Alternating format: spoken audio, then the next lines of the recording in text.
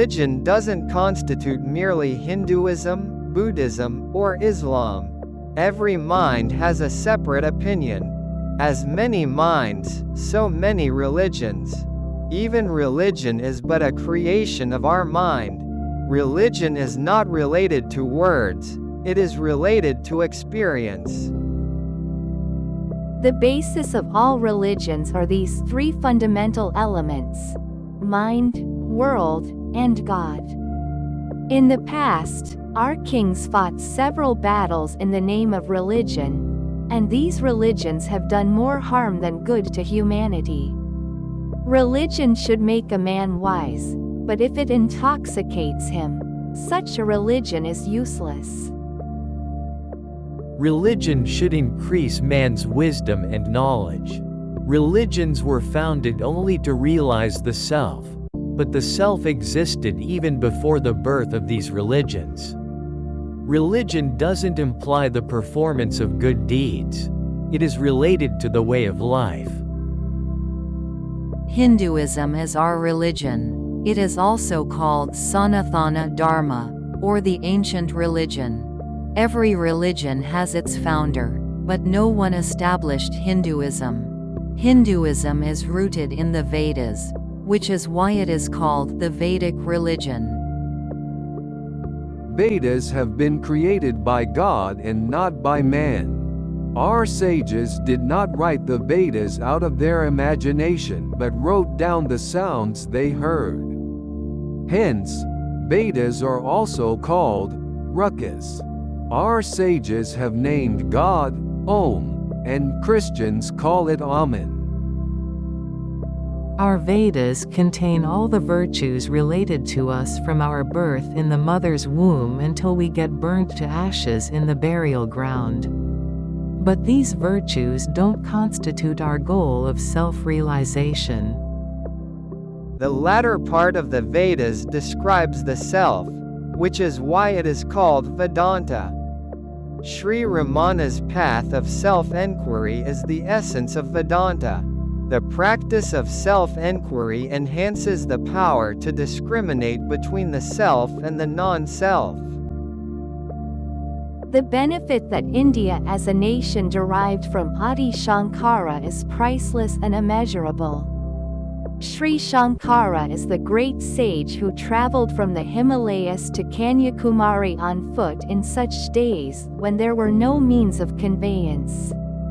He reformed the degrading Hinduism and thereby protected the integrity of the nation.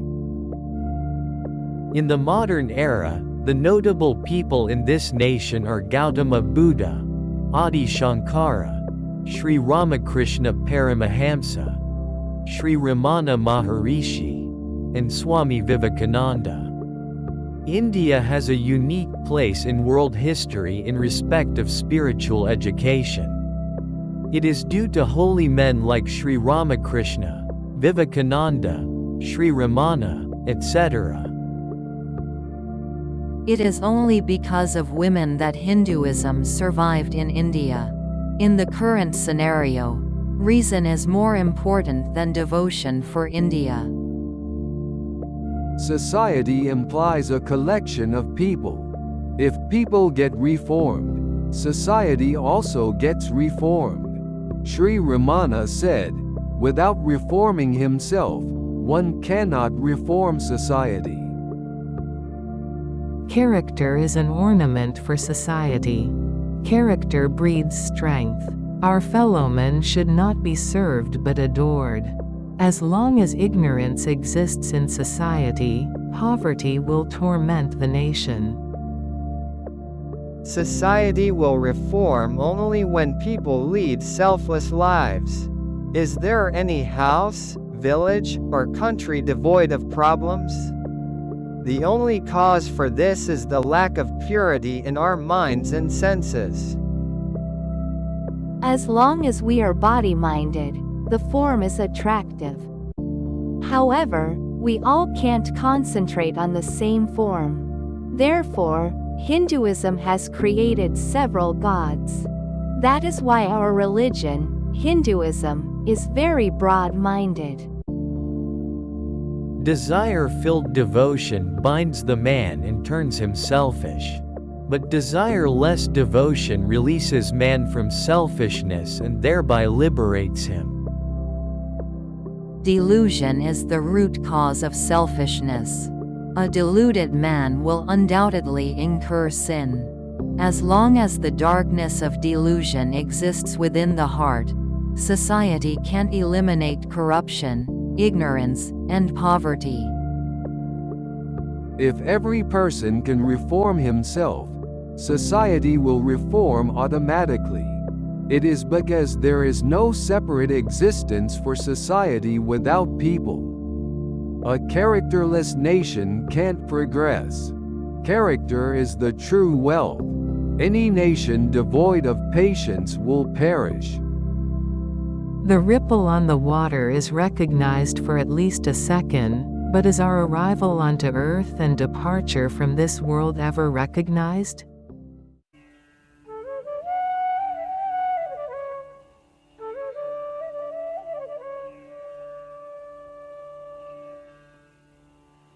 निराधारस्वरूपोऽहम् सर्वाधारोऽहमेव च आप्तकामस्वरूपोऽहम् अहमेवाप्तकामः